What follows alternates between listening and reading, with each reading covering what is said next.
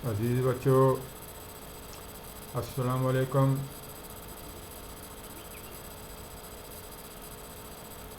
हमारा आज का जो चैप्टर है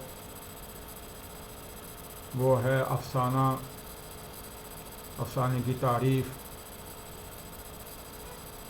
अफसाने की इब्तिदा व इर्तिका। और सबसे पहले अफसाना नगार प्रेमचंद,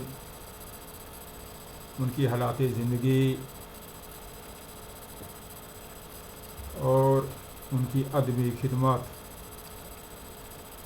उसके बाद उनकी लिखी हुई कहानी का नाम है इबरत। तो बच्चों, आप अपनी टेक्स्ट बुक का पेज नंबर 36 पर से आप किताब को खोलें तो हम इसकी शुरुआत करते हैं। अफसाना उर्दू में मुख्तसर अफसाना ने 20वीं सदी में ज़बरदस्त तरक्की की। हिंदुस्तान में कथा कहानी का रवाज तो सदियों से चला आ रहा है। इसी तरह अरबी और फ़ारसी अदब में हकायत की रवायत मिलती है, लेकिन मुख्तसर अफसाने की सिनफ उर्दू में मगरब के असरात की देन है। उर्दू में गुज़श्ता सदी के शुरू में सबसे पहले प्रेमचंद ने अफसाने लिखने शुरू किए और देखते ही देखते सनफ़ अफसाना ने ऐसी तरक्की की कि उर्दू फ़िक्शन की मकबूल तरीन सनफ़ हो गई। फ़िक्शन ये अंग्रेज़ी का लफ्ज़ है और फ़िक्शन में कहानी, जिसको शुरू से हमने दास्तान के नाम से पढ़ा है, अफसाना और नावल, ये तीनों चीज़ें फ़िक्शन में आती हैं। उर्दू में मुख्तसर अफसाने के फ़रोग़ से पहले दास्तानों और तमसीली किस्सों का रवाज था। नावल की इब्तिदा भी हो चुकी थी, लेकिन जैसे जैसे हालात बदले और ज़िंदगी की कशमकश बढ़ी, नेज़ फुर्सत और फरागत कम होने लगी, तो मुख्तसर अफसाना निगारी का रवाज आम हुआ। मुख्तसर अफसाने से मुराद ऐसी नसरी कहानी है जिसमें कोई ऐसा वाक़या बयान किया गया हो जिसकी इब्तिदा हो, इर्तिका हो और ख़ात्मा हो, और जो ज़िंदगी की बसीरत में इजाफ़ा करे। अफसाने की ये भी तारीफ़ की गई है कि कोई ऐसा बयान जो अपनी जगह मुकम्मल हो और एक ही नशिस्त में पढ़ा जा सके। अफसाने में एक या एक से ज़्यादा किरदार हो सकते हैं। मंजरनामा, प्लाट या मुकालमा भी हो सकता है, लेकिन इधर अफसाने में बहुत तब्दीलियाँ हुई हैं और अफसाने की कोई एक तारीफ़ मुकम्मल नहीं की जा सकती। दरअसल बदलती हुई ज़िंदगी और ज़माने के बदलते हुए मिजाज के साथ साथ अफसाने की पेशकश और हैयत में भी तब्दीलियाँ हो रही हैं। प्रेमचंद के अलावा सज्जाद हैदर यल्दरम और सुल्तान हैदर जोश ने भी उर्दू में मुख्तसर अफसाने के अवलीन नमूने पेश किए। शुरू में प्रेमचंद ने बंगाली अदब से मुतासर होकर लिखना शुरू किया था। उनके अफसानों का पहला मजमुआ सोज़े वतन 1908 ईस्वी में शाया हुआ। इन अफसानों में साम्राज्य दुश्मन और वतन दोस्ताना जज्बात की तर्जमानी की गई थी। साम्राज्य अंग्रेज़ों की तरफ इशारा किया गया है कि जिन्होंने हिंदुस्तान पर कब्ज़ा कर रखा था। इसलिए अंग्रेज़ हाकिमों ने इस मजमूए को ज़ब्त कर लिया। प्रेमचंद की इब्तदाई कहानियों में दास्तानों के अंदाज की झलक थी, लेकिन बाद में उनका फ़न बराबर इर्तका करता रहा और उन्होंने उर्दू अफसाना निगारी को नई बुलंदियों तक पहुंचाया। प्रेमचंद के ज़माने में उर्दू में रोमानी तर्ज के अफसाने भी लिखे गए। ऐसे अफसाना नगारों में सज्जाद हैदर यल्दरम, नियाज़ फ़तेहपुरी और मजनू गोरखपुरी काबिल ज़िक्र हैं। 1936 ईस्वी में तरक्की पसंद तहरीक का आगाज़ हुआ। इससे चंद बरस पहले अंगारे के नाम से बागियाना कहानियों का एक मजमूआ शाया हो चुका था, जिसने मौजू और फ़न दोनों एतबार से एक ऐसी बगावत की बुनियाद डाल दी थी जिसके बगैर किसी जहान नो की तख्लीक नहीं हो सकती।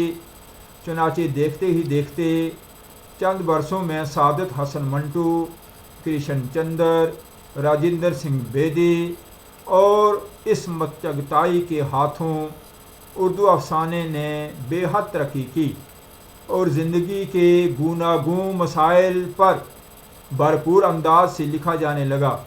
इसके साथ साथ इंसान दोस्ती, समाजी इस्लाह और कौमी शऊर का इजहार भी तरक्की करता रहा। आज़ादी के बाद हिंदुस्तान और पाकिस्तान में कई बरस तक फसादात के मौज़ूओं पर बेहतरीन अफसाने लिखे गए और इंसानी कदरों के ज़वाल, नेज़ तहजीबी और इखलाकी कदरों की पामाली का एहसास आम हुआ। आज़ादी के बाद उभरने वाले अफसाना नगारों में कुर्रतुल ऐन हैदर नुमायाँ हैसियत रखती हैं। उनके अफसानों में एक ख़ास तरह का तारीख़ी शऊर और वक़्त का एहसास मिलता है। वो जबर की उन ताकतों का भी पर्दाफाश करती हैं जिनके शिकंजे में इंसान बेबस और मजबूर है। 1955 से लेकर 60 तक के आसपास उर्दू में अलामती अफसाने का आगाज़ हुआ। इस रंग के नुमाइंदा अफसाना नगार इंतज़ार हुसैन, सुरेंद्र प्रकाश, अनवर सज्जाद, रशीद अमजद वगैरह हैं। बदलते हुए हालात और ज़िंदगी की बढ़ती हुई पेचीदगी के साथ साथ अफसाना भी पेचीदा होता जा रहा है और नई नस्ल के अफसाना नगार बराह रास्त तर्ज बयान के बजाय रमजिया तर्ज बयान को तरजीह देने लगे हैं। अफसाने में हकीकत नगारों की रवायत को आगे बढ़ाने वालों में अख्तर औरेनवी, अली अब्बास हुसैनी, अहमद नदीम कासमी, हयातुल्लाह इंसारी, ख्वाजा अहमद अब्बास, सुहेल अजीम आबादी, गुलाम अब्बास, सालिह आबद हुसैन, इशफाक अहमद, शौकत सदीकी, राम लाल, व्यास अहमद गद्दी, जोगिंदर पाल, सलाम बिन रज़ाक, अनवर ख़ान और अहमद यूसुफ ख़ास तौर पर काबिल ज़िक्र हैं। तो बच्चों, ये था मुख्तसर अफसाने पर एक मुख्तसर नोट।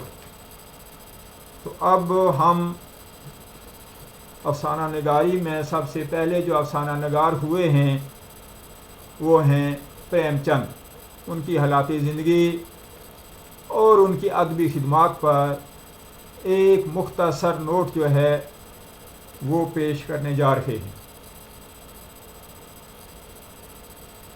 तो बच्चों, प्रेमचंद का असली नाम धनपत राय था। 1880 ईस्वी में बनारस के एक गांव में पैदा हुए। आप एक पढ़े लिखे शरीफ घराने के फ़र्द थे। वालिद मुंशी अजायब लाल डाक खाने में मुलाजिम थे। 5 साल की उम्र में एक मौलवी साहब से उर्दू और फ़ारसी पढ़ना शुरू की और तकरीबन 14 साल की उम्र में जब उनके वालिद का तबादला गोरखपुर में हुआ, उन्हें वहाँ के मिशन स्कूल में 6ठी जमात में दाखिल कराया गया, जहाँ से उन्होंने मैट्रिक का इम्तहान पास किया। नामसाद हालात के बायस वह अपनी तालीम बाकायदा तौर पर मुकम्मल ना कर सके और स्कूल में उस्ताद की हैसियत से मुलाज़िम हो गए। अलबत्ता मुलाजमत के दौरान ही FA और BA के इम्तहानात पास किए। 1902 ईस्वी में वो इलाहाबाद ट्रेनिंग कॉलेज में दाखिल हुए, जहाँ से उन्होंने इंग्लिश टीचर्स सर्टिफिकेट का इम्तहान पास किया। इस कॉलेज में प्रेमचंद तकरीबन 2 साल तक रहे। यहाँ उन्हें पढ़ने लिखने के लिए अच्छा माहौल मिला और उन्होंने अपना पहला नावल इसरार माबद यहीं लिखा, जो बनारस के एक हफ्तावार आवाज़ खल्क में किस्तवार शाया हुआ। 1905 ईस्वी में उनका तबादला कानपुर में हुआ, जहाँ मुंशी दियाराम नगम एडिटर ज़माना से उम्र भर की दोस्ती की बुनियाद पड़ी और अब उन्होंने मुस्तकिल तौर पर ज़माना में इस्लाही, स्वानही और अदबी तबसरे लिखने शुरू किए। कानपुर की ज़िंदगी और माहौल ने प्रेमचंद की सलाहियतों को निखारने में अहम किरदार अदा किया। इसी ज़माने में उनका सियासी और समाजी शऊर पुख्ता हो गया और हुब्बुल वतनी का जज्बा बेदार हुआ। चुनाचे इस जज्बे के तहत लिखी गई कहानियों पर मुश्तमिल उनका मजमुआ सोज़े वतन नवाब राय के फ़र्ज़ी नाम से 1908 ईस्वी में शाया हुआ। अंग्रेज़ सरकार ने इस किताब पर पाबंदी आयद करके इसकी कापियाँ नज़र आतिश करा दी। नज़र आतिश कराना यानी आग में जलवा दी। कानपुर के 4 साला क़याम के बाद उनका तबादला ज़िला हमीरपुर में बहसीयत डिप्टी इंस्पेक्टर मदारस के हुआ। यहाँ प्रेमचंद को देहात में जाने और किसानों की ज़िंदगी के गुनागू मसाइल को समझने का मौका मिला। इसी ज़माने में उनकी सेहत ख़राब रहने लगी और वो गोरखपुर चले आए।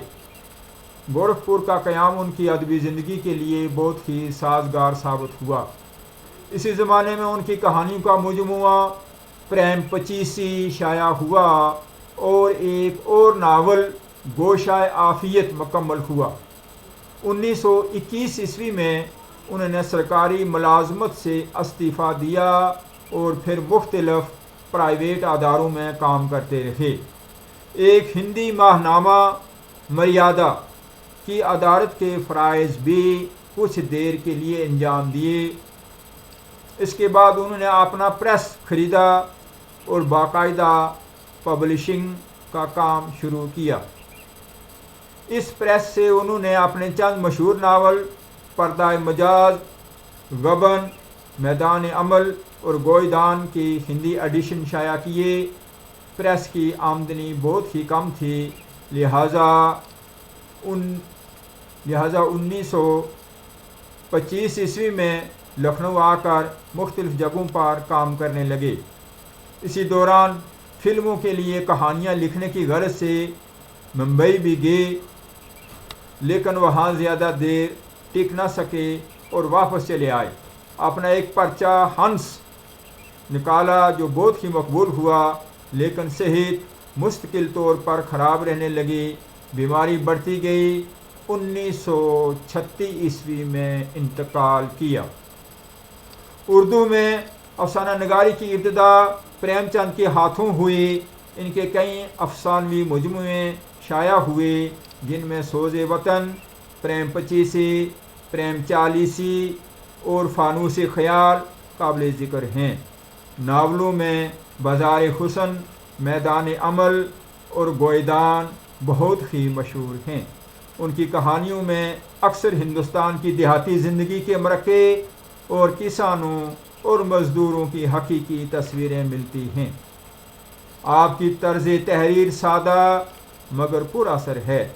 छोटे छोटे जुमलों में आप पुरमगज़ बातें बयान कर देते हैं। अफसानों और नावलों के अलावा आपने बड़ी तादाद में मुख्तलिफ मौज़ूआत पर मज़ामीन भी लिखे हैं।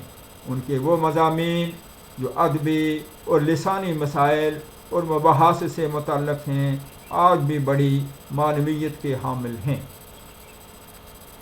तो बच्चों, ये थे प्रेमचंद, उनकी हालात ज़िंदगी और उनकी अदबी खिदमात पर एक मुख्तसर नोट था जो अक्सर इम्तिहान में पूछा जाता है।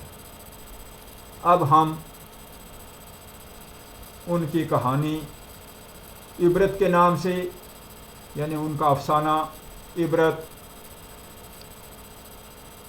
ये किताब के पेज नंबर 40 पर है, इसको पढ़ेंगे तो आप अपनी किताब को खोलकर बागौर देखते जाएं और एक एक लफ्ज़ का तलफ़्फ़ुज़ ज़हन नशीन कर लीजिए और कहानी को गौर से सुने। इबरत पंडित चंद्रधर ने एक अपर प्राइमरी मदरसे की मदरसी तो कर ली थी, मगर हमेशा पछताया करते कि नाहक इस जंजाल में आप फंसे। अगर किसी और सेगे में होते तो अब तक हाथ में 4 पैसे होते। तो सेगा कहते हैं महकमा को। आराम से ज़िंदगी बसर होती। यहाँ तो महीने भर के इंतज़ार के बाद कहीं 15 रुपये देखने को मिलते हैं, वो भी इधर आए उधर गायब। न खाने का सुख न पहनने का आराम। उनके पड़ोस में 2 आदमी और रहते थे, एक ठाकर अतिबल सिंह हेड कांस्टेबल, दूसरे मुंशी बैजनाथ सियाह नवीस।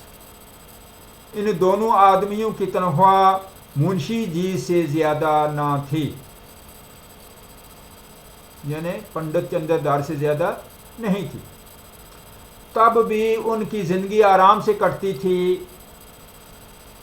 शाम को कचहरी से आते तो अपने बच्चों के लिए मिठाइयाँ लाते। दोनों साहबों के पास खिदमतगार थे। घर में कुर्सियाँ, मेज़, फर्श, सब ही सामान मौजूद था। सारे महल्ले में उनका रोब गालिब था।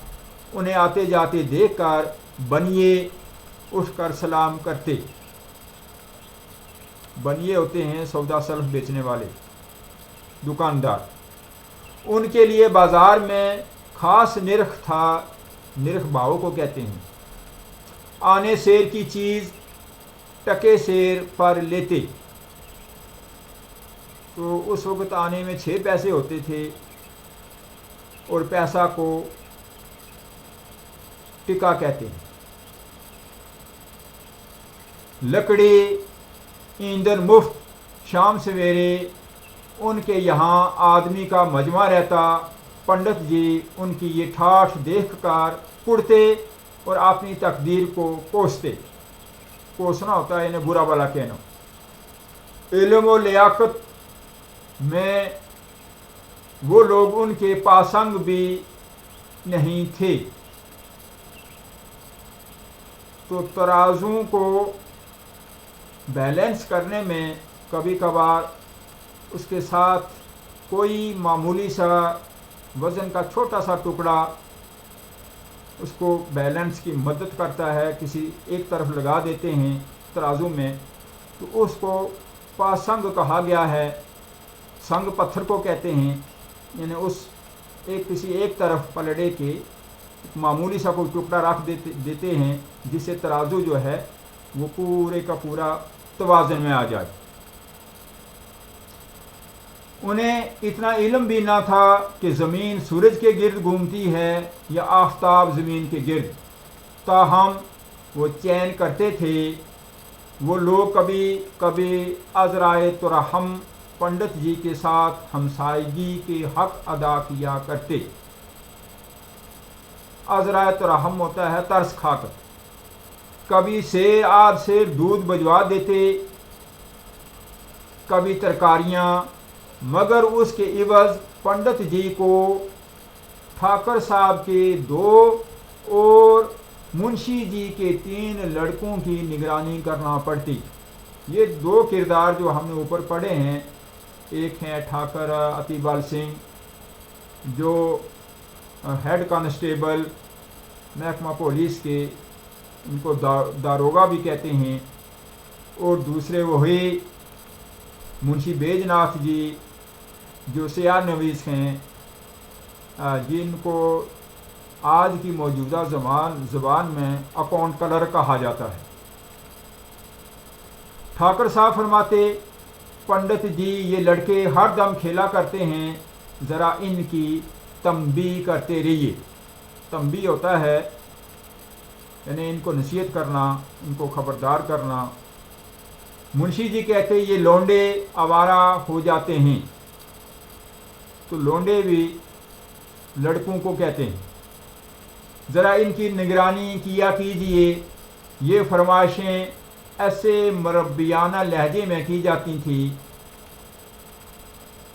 तो मुरब्बियाना होता है पुरस्ताना लहजा, सरपुरस्ताना लहजा यानी हाकमाना तरीके से। गोया पंडित जी उनके ज़र खरीद गुलाम हैं। ज़र खरीद यानी खरीदे हुए गुलाम हैं पंडित जी। पंडित जी दिल को महसूस कर रह जाते, मगर उन्हें नाराज़ ना कर सकते थे, यानी दिल पर उनको नागवारी गुजरती या वो बुरा समझते। उनकी बदौलत कभी कभी दूध के दर्शन हो जाते थे। महज इतना ही नहीं, वो बाज़ार से ख़ास निर्ख पर जिन्स लाते, इसलिए बेचारे इस तहक्कुम को जहर के घोंट की तरह पीते थे, यानी इस हुक्म को। उन्होंने इस सेगे से निकलने के लिए कोई बात उठा ना रखी थी। सेगा का फिर जिक्र हुआ है, सेगा कहते हैं महकमा को। दरख्वास्तें दी, अफसरों की खुशामदें की, मगर मुराद पूरी ना हुई। हाँ इतना था कि इस बददिली का असर अपने मनसबी कामों पर न होने देते। तालीम में गफलत न करते, दिल लगा कर पढ़ाते, इससे उनके अफसर खुश होते, साल में कुछ इनाम देते थे और तरक्की का जब भी मौका मिलता उनका ख़ास ख्याल रखते। लेकिन इस सेगा की तरक्की ओसर की खेती है। तो ओसर की खेती का मतलब है बंजर ज़मीन की खेती करना, जिससे कुछ हासिल नहीं होता। बड़े बहाग से हाथ लगती है, बहाग मुकद्दर को कहते हैं। वहाँ कस्बे के लोग उनसे खुश थे और मदरसे के लड़के तो उन पर जान देते थे। कोई आकर उनका पानी भर देता, कोई उनकी बकरी के लिए पत्तियाँ तोड़ लाता। पंडित जी इसी को गनीमत समझते थे। अगला पैरा है बच्चों। एक बार सावन के महीने में मुंशी जी और ठाकर साहब ने अयोध्या की यात्रा की सुलह की। दूर का सफ़र था, माँ अयाल के जाना चाहते थे। दोनों असहाब ने एक हफ्ते की रुख्सत ली, यानी छुट्टी ली, और पंडित जी को साथ ले चलने पर मजबूर किया। ये दुबदुबे में थे, यानी शक व शुबा में थे। लेकिन जब उन लोगों ने सफ़र खर्च का जुमा लिया, तब इनकार की गुंजाइश न रही। अयोध्या की यात्रा का ऐसा अच्छा मौका पाकर क्यों कर रुकते। बलहोर से 1 बजे रात को गाड़ी छूटती थी। आसमान पर काली घटा छाई हुई थी, इसीलिए सरे शाम ही स्टेशन पर आ गए। यहाँ आज मेले के सबब से बड़ी भीड़ थी। जब गाड़ी आई तो धक्का शुरू हुई, यानी धक्का मुक्की। कोई आगे गया, कोई पीछे। पंडित जी और ठाकर साहब आगे निकल गए, मुंशी जी पीछे रह गए। इस आफत में कौन किसका रास्ता देखता है। अलग अलग डिब्बों में जा बैठे। जिस कमरे में ठाकर और पंडित जी घुसे उसमें सिर्फ 4 आदमी थे। उनमें 2 बैठे थे, 2 लेटे हुए थे। ठाकर साहब ने एक आदमी से करख्त लहजे में कहा, करख्त कहते हैं सख्त लहजे में कहा, उठ बैठो जी, देखते नहीं हो हम लोग खड़े हैं। बच्चों पेज नंबर 42 पर देखें। मुसाफिर लेटे बोला, क्यों उठ बैठे जी, कुछ तुम्हारे बैठने का ठेका लिया है?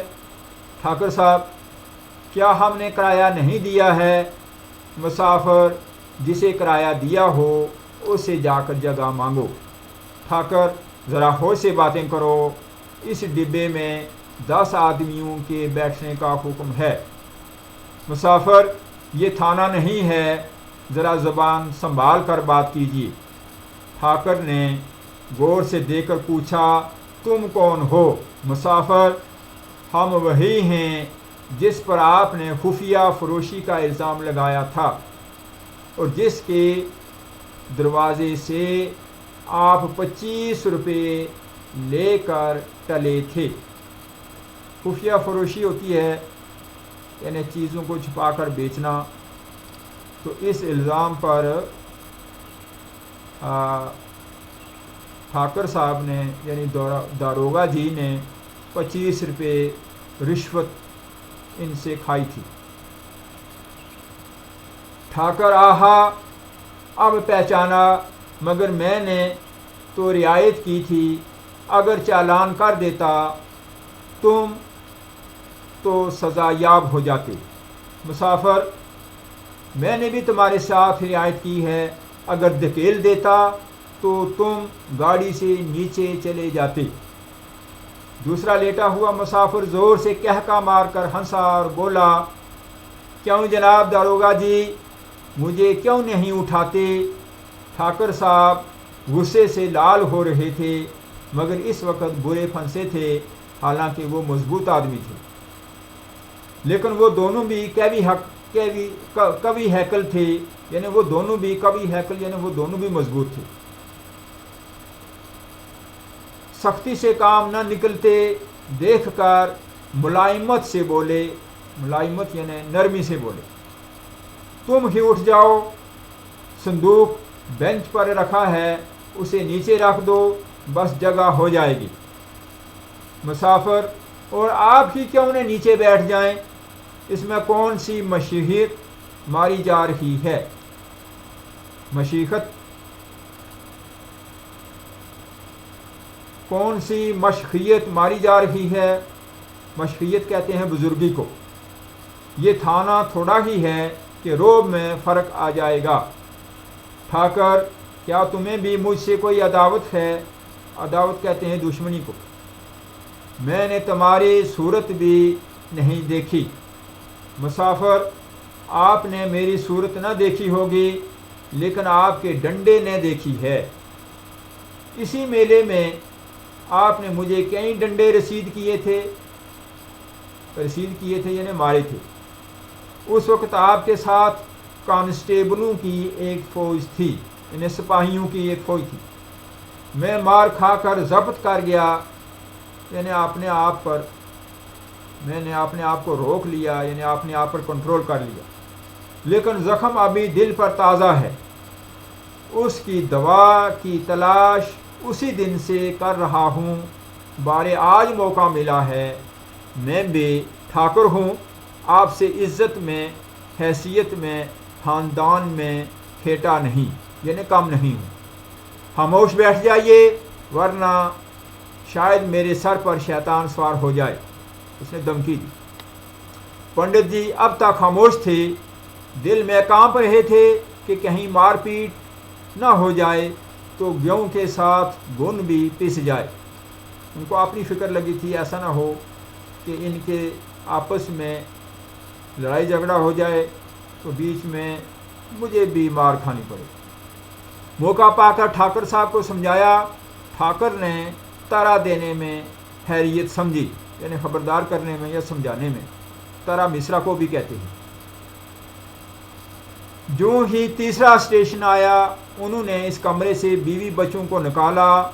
उन दोनों शैतानों ने, यानी उन दोनों मुसाफिरों ने, उनके असबाब उठा कर फेंक दिए। जब ठाकुर साहब गाड़ी से उतरने लगे तो एक ने उन्हें ऐसा धक्का दिया कि बेचारे ऊंधे मुंह प्लेटफार्म पर गिर पड़े। गार्ड से फरियाद करने दौड़े थे कि इतने में इंजन ने सीटी दी, जाकर अपनी अपनी जगह बैठ गए। अगला पैरा है। उधर मुंशी बैजनाथ की इससे भी बुरी हालत थी। सारी रात जागते गुजर गए, जरा पैर फैलाने की भी जगह न थी।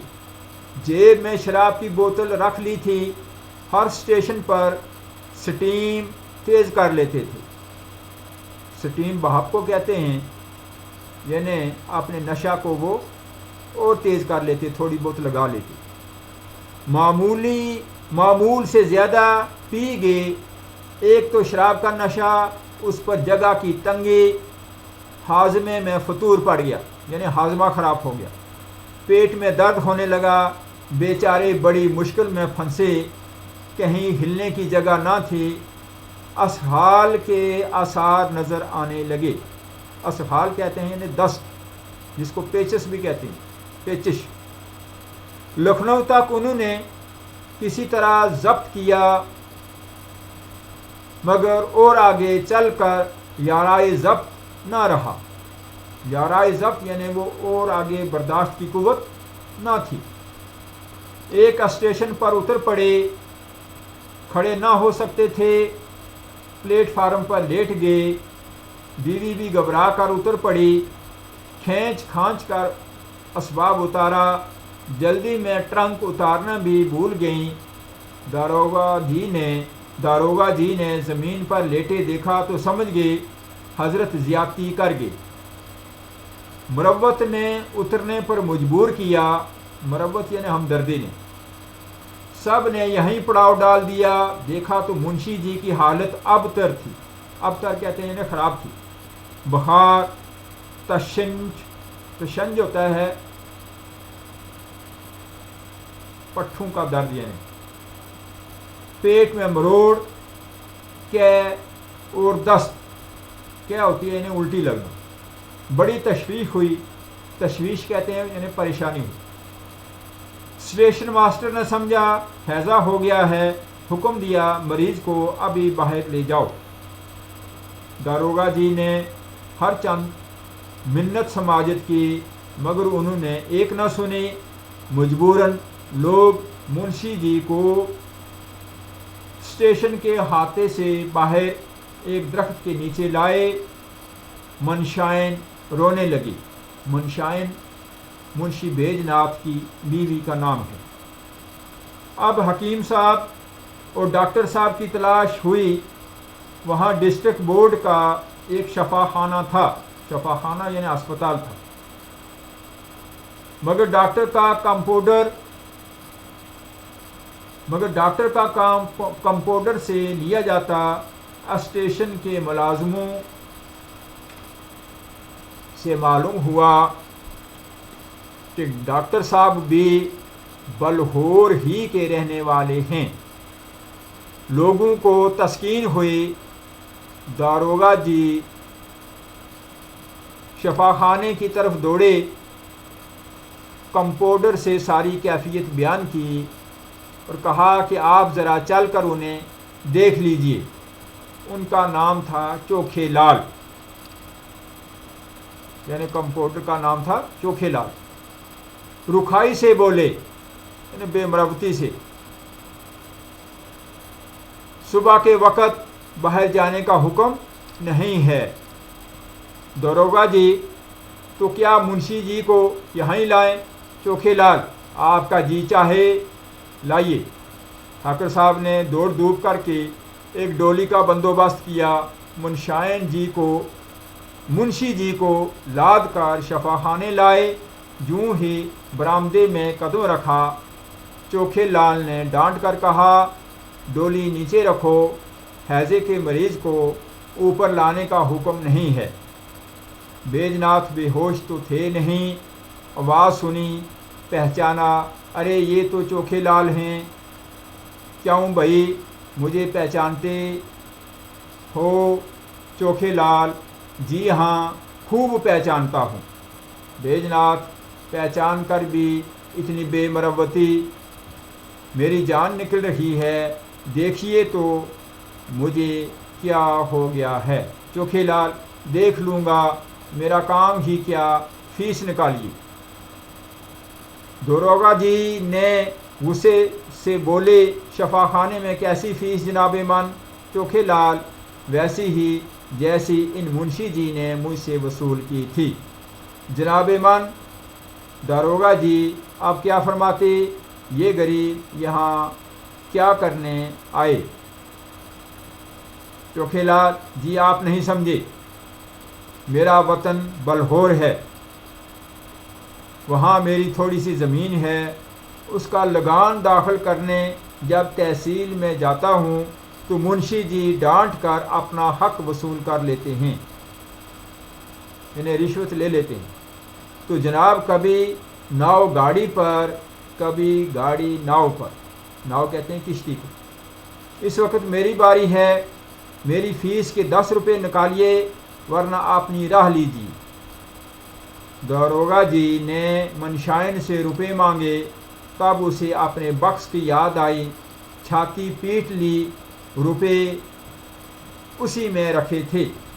वो ट्रंक जो जल्दी में वो गाड़ी से उतार ना सकी, वो गाड़ी में रह गया और रुपए भी उसी में रखे हुए थे। तो उसने अपनी छाती पीट ली, यानी उसको दुख और सदमा हुआ। दरोगा जी भी वाजबी खर्चा लेकर चले थे, वाजबी यानी जो ज़रूरी खर्चा था वही था उनके पास भी। किसी तरह 10 रुपये निकाल कर चोखेलाल की नज़र किए, यानी वो 10 का तोहफ़ा उनको दिया। उन्होंने दवा दी, दिन भर कुछ अफाका ना हुआ, मगर रात को कुछ तबीयत संभली। दूसरे दिन भी दवा की ज़रूरत हुई। दारोगा ने बहुत मिन्नत की, लेकिन चोखेलाल ने एक ना सुनी। आखिर मनशाइन का एक जेवर जो 24 रुपये से कम का ना था बाज़ार में बेचा गया। तब चोखेलाल ने दवा दी। शाम तक मुंशी जी चंगे हो गए, यानी ठीक हो गए। अजूदिया में पहुंचकर ये लोग क़यामगाह की तलाश करने लगे। पिंडों के यहाँ मुतलिक जगह ना थी, यानी देहात में, पिंड देहात को कहते हैं। सारी बस्ती में घूमे, कहीं जगह ना मिली। आखिर ये सलाह ठहरी कि किसी दरख्त के नीचे डेरा जमाना चाहिए, लेकिन दरख्तों के नीचे भी जहाँ जाते थे यात्री लोग पड़े मिलते थे। मजबूर होकर खुले मैदान में रेत पर बिस्तर वगैरह लगाए, इसके सिवा और कोई तदबीर ना थी। लेकिन लेटने भी न पाए थे कि बादल गिर आए, मूसलाधार पानी बरसने लगा, बिजली कूंदने लगी यानी चमकने लगी। गिरज सुनकर लड़के चीखने लगे, यानी बादल गरजने लगे। औरतों का कलेजा कांपने लगा। किसी जाए पनाह की तलाश हुई, यानी कोई ऐसी जगह मिले जहाँ पर हम थोड़ी देर आराम करें या रुकें। तीनों आदमी इधर उधर मजबूर निगाहों से देखते थे।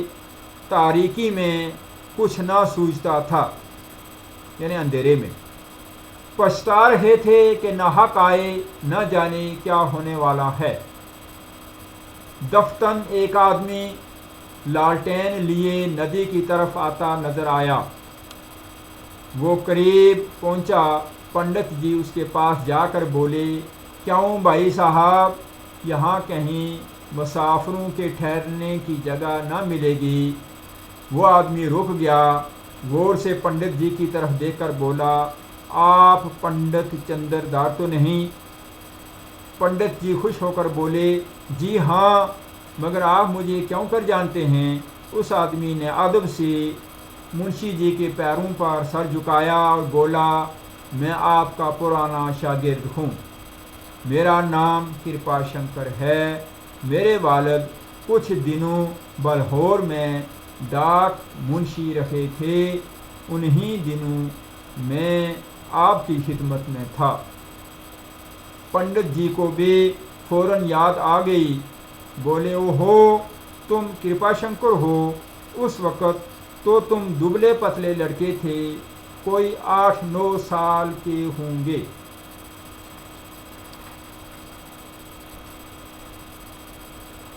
कृपा शंकर जी, हाँ 9वां साल था, मैंने वहाँ से आकर अंग्रेज़ी पढ़ी, अब यहाँ म्यूनसिपैलिटी में नौकर हूँ। कहिए, आप तो अच्छी तरह रहे, बड़ी खुश नसीबी है, आपके दर्शन हो गए, यानी आपसे मुलाकात हुई। क्या आपके बाल बच्चे साथ हैं? पंडित जी, नहीं, मैं तो अकेला ही हूँ, लेकिन मेरे साथ दरोगा जी और सियाह नवीस साहब बाल बच्चों के साथ हैं। कृपा शंकर, कुल कितने आदमी होंगे? पंडित जी, 10 आदमी हैं, अगर थोड़ी सी जगह मिल जाए तो गुज़र कर लेंगे। कृपा शंकर, नहीं जनाब, बहुत सी जगह लीजिए, मेरा बड़ा सा मकान खाली पड़ा है, चलिए आराम से रहिए। ये तो मेरी ऐन खुश नसीबी है कि आपकी खिदमत करने का मौका मिला है। छतरियाँ तो काफ़ी हैं ना, चलिए मेरे साथ। लोग पानी में लथपथ छतरियाँ लगाए, बिस्तरे सरों पर उठाए चले। कृपा शंकर का मकान करीब था, वसी, साफ सुथरा। उसने जाते ही आग जलवा दी, पलंग बिछवा दिए, लोग आराम से बैठे, घर में पूरियाँ पकने लगी। कृपा शंकर हाथ बांधे हुए चाकरों की तरह, यानी नौकरों की तरह, पंडित जी के ज़रा से इशारे पर दौड़ता था। 1 घंटे में खाना तैयार हो गया। खा पी कर लोग लेटे खुदा का शुक्र कर रहे थे कि कृपा शंकर मिल गया, वरना आज जान बचनी मुश्किल थी। और सब लोग तो नींद में गाफिल हो गए, मगर पंडित चंद्रदार को नींद ना आई। इस सफ़र के वाक़ात का एक नक्शा उनके सामने खिंचा हुआ था और कुव्वत इम्तियाज़ होता है तवाज़ुन करना, यानी कुव्वत इम्तियाज़ यानी वो जो वाक़ात उनके साथ हुए उसकी जो सलाहियत होती है, इम्तियाज़ करने की जो सलाहियत थी, उनका मुआजना कर रही थी, यानी तवाज़ुन कर रहे थे। गाड़ी की रगड़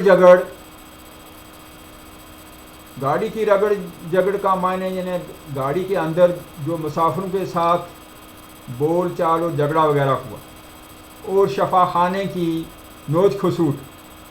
और शफा खाने में चोखे लाल ने जो कहा कि 10 रुपये फ़ीस निकालिए तब दवा मिलेगी, तो उसको नोच खसूट कहा गया है। कि मुकाबले में कृपा शंकर की शराफत और मेहमान नवाजी का दिल पर ख़ास असर हो रहा था, और इधर जो कृपा शंकर ने इनके साथ अच्छा सलूक किया तो इन चीज़ों का उन पर असर हुआ। वो आज अपने पेशे की आज़मत को समझे, आज उसकी अहमियत के कायल हुए। ये लोग 3 दिन अजूदिया में रहे, किसी बात की तकलीफ़ ना हुई। कृपा शंकर ने खातर मदारत में कोई बात उठा न रखी। तीसरे दिन ये लोग चलने लगे तो वो स्टेशन तक पहुंचाने आया। जब गाड़ी ने सीटी दी तो उसने आंखों में आंसू भरे हुए पंडित जी के कदम छुए और कहा, कभी कभी मुझे याद किया कीजिएगा। पंडित जी घर पहुँचे तो उनके मिजाज में तगय्युर हो गया था, यानी तब्दीली आ चुकी थी। उन्होंने फिर किसी दूसरे सीगे में यानी महकमे में जाने की कोशिश नहीं की और ना फिर अपनी तकदीर का शिकवा किया। तो बच्चों, ये थी हमारी कहानी इबरत पर जो हमने पढ़ी है। तो अब इसके मुश्किल अल्फाज के मानी हैं सेगा, इसके मानी है महकमा, ओसर की खेती, बंजर ज़मीन की खेती, अज़राए तरहम, तरस खाकर रहम की नज़र से, तंबीही, ताकीद, खबरदार करना या नसीहत करना, मुरब्बियाना, सरपरस्ताना यानी हाकमाना, ज़र खरीद, पैसे से ख़रीदा हुआ, यात्रा ज़ियारत करने के लिए सफ़र अख्तियार करना, दुब दहा, शक व शुबा, तजब्ज़ब, पसो पेश, करखत, सखत, खुफिया फरोशी, छुपा कर बेचना, चोरी से बेचना, इसको खुफिया फरोशी कहते हैं। कवि हैकल, भारी बरकम जिस्म वाला यानी मजबूत जिस्म वाला। मुलाइमत, नरमी। मशफियत, मशीखत, बुजुर्गी। अदावत, दुश्मनी। हेटा, कम, फतूर, खलल, खराबी। असहाल, दस्त, याराए ज़ब्त, बर्दाश्त की ताकत। तशंज, इंठन, रगों का खिंचना यानी पट्ठों वगैरह का दर्द। मिन्नत, समाजत, खुशामद, सियाह नवीस, हिसाब लिखने वाला, अकाउंट क्लर्क। वसी, कुशादा, कुव्वत इम्तियाज़, फ़र्क करने की सलाहियत। मुआजना, मुकाबला, तगय्यर, तब्दीली। तो बच्चों ये थे मुश्किल अल्फाज के मानी। तो इम्तहान में इनका मानी पूछा जाता है और जुमले में इनको इस्तेमाल करने के लिए भी कहा जाता है।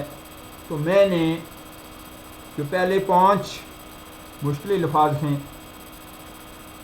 उनको जुमलों में इस्तेमाल किया है और वो सिर्फ़ आपकी मशक़ के लिए कि बाकी वाले भी इसी तरह से जो हैं आप उनको बाकी अल्फाज को आप जुमलों में इस्तेमाल कर सकें। तो सेगा का मानी है महकमा। तो महकमा को जुमले में इस्तेमाल करना है, लफ्ज़ सेगा आना चाहिए उसमें। तो पंडित चंद्रदार किस सेगा में थे? पंडित चंद्रदार किस सेगा में थे, ये जुमला बन गया। फिर आगे है ओसर की खेती। ओसर की खेती के मानी है बंजर ज़मीन की खेती। तो इसका जुमला जो बनाया हमने, ओसर की खेती करना वक़्त की बर्बादी है, यानी बंजर ज़मीन से कोई ख़ास आमदन नहीं होती, वक़्त ही बर्बाद होता है जितनी भी मेहनत की जाए। आज राह तरहम, आज राह तरहम के मानी है तरस खाकर। तो वो लोग यानी ठाकर अतिबल सिंह और मुंशी बैजनाथ अजराए तुराहम पंडित जी के घर कभी कभार आध से दूध बजवा दिया करते थे। तो ये जुमला बन गया। फिर है तंबीह, ताकीद करना, खबरदार करना या नसीहत करना। तो उस्ताद का काम है कि बच्चों को तंबीह करना। तो ये जुमला बन गया। मुरब्बियाना, सरपस्ताना, सरपस्ताना या हाकमाना। तो मुझे मुरब्बियाना लहजा पसंद नहीं है। तो ये जुमला बन गया। तो इस तरह से हमने पहले 5 अल्फाज जो थे उनके मानी भी लिखे और उन पर जुमले भी बनाए, और बाकी वाले जो मुश्किल अल्फाज हैं ये आपकी मशक़ के लिए आप इसी सबक में से इन अल्फाज को तलाश करके जुमले बनाएं और अपने तौर पर भी आप कोशिश करें। तो बच्चों आगे है तौज़ीहात, कुछ वज़ाहत यहाँ पर की गई है। प्रेमचंद ने इस अफसाने में कई छोटे छोटे वाक़ात को जोड़ लिया है। हर वाक़ा में कोई ना कोई कुलदी किरदार मौजूद है। मजमूई तौर पर पंडित जी को अफसाने में मरकज़ी किरदार की हैसियत हासिल है। सब छोटे बड़े किरदार अलग अलग मिजाज और शख्सियत के मालिक हैं, लेकिन अफसाने का ताना बाना बुनने में हर एक का रोल अहम है। किसी एक किरदार को निकाल दिया जाए तो अफसाना अच्छी तरह तकमील को नहीं पहुंच पाएगा। मुतज़ाद किरदारों के अमल ने बाज़ जगहों पर खूबसूरत तंज़ो मिज़ा पैदा किया है, यानी हंसी आती है पढ़ते हुए। इस अफसाने में चंद दिलचस्प मुकालमे न होते तो सारा अफसाना महज एक बयान बन जाता, यानी सफ़र की रुदात। इस सबक आमूज़ अफसाने में लतीफ़ पैराए में इस बात को उजागर किया गया है कि समाज में मौजूद इस्तेसाल करने वाले लोग आखिर पर किस तरह दौलत, किस तरह ज़िल्लत और बेइज्जती पाते हैं। कुछ लोगों का काम होता है इस्तेसाल करना, यानी जैसा ठाकर अतिबाल सिंह 25 रुपये रिश्वत खाई, दूसरे आदमी के यहाँ बिला वजह डंडे मार दिए, और मुंशी बेजनाक जो थे लोगों से जब लगान वसूल करते तो कुछ रिश्वत के पैसे भी वो बिला वजह ले लेते। तो इन्हीं लोगों को कहा गया है कि ये इस्तेसाल करने वाले लोग हैं। तो ईमानदारी, इंसाफ और शराफत इंसान की इज़्ज़त व आबरू को बढ़ा देती है।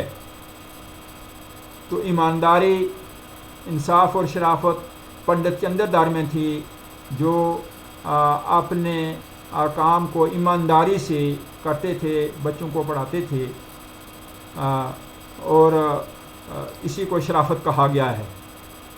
दुनिया में कोई पेशा जलील नहीं है, इंसान बुरे कामों से अपने पेशे को जलील करता है।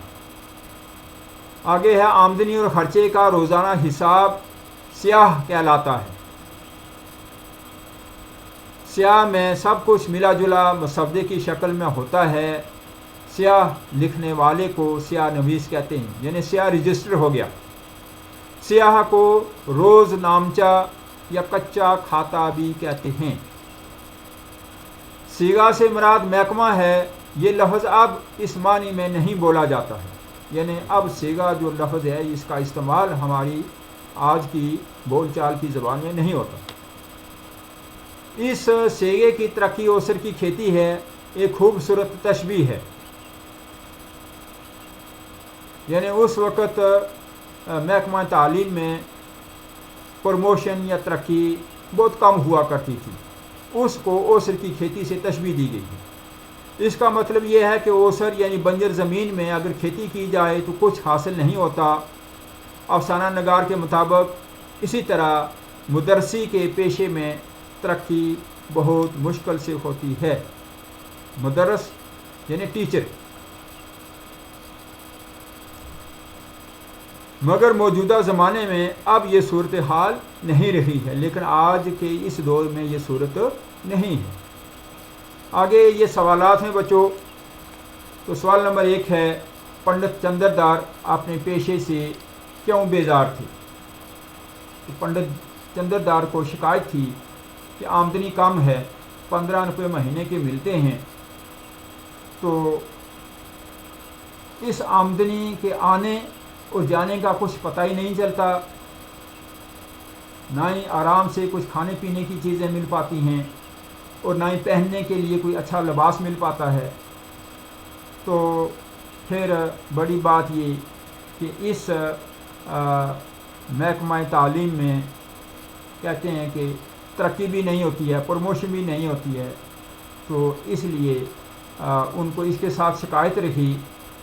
और दूसरी तरफ उनके पड़ोस में 2 आदमी थे, एक का नाम ठाकर अतिबाल सिंह दरोगा जो थे महकमा पुलिस के हेड कांस्टेबल, तो दूसरी तरफ एक सियाह नवीस थे, वो अकाउंट क्लर्क थे महकमा माल में।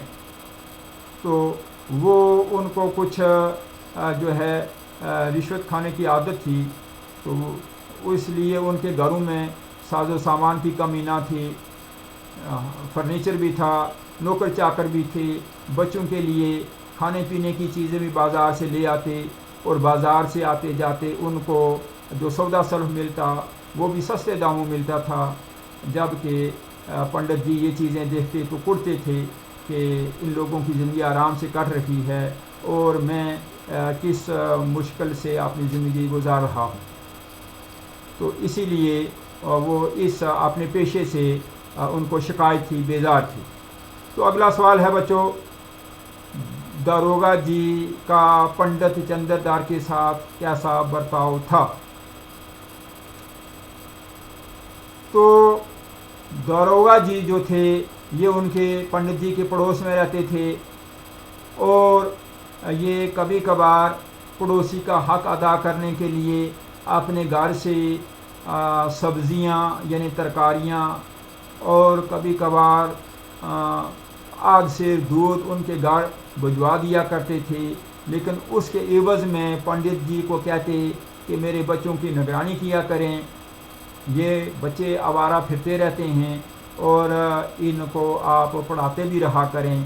तो इस तरह से उसके एवज़ में दरोगा जी जो हैं वो पंडित जी को सरपरस्ताना तौर पर ये हुक्म करते रहते थे।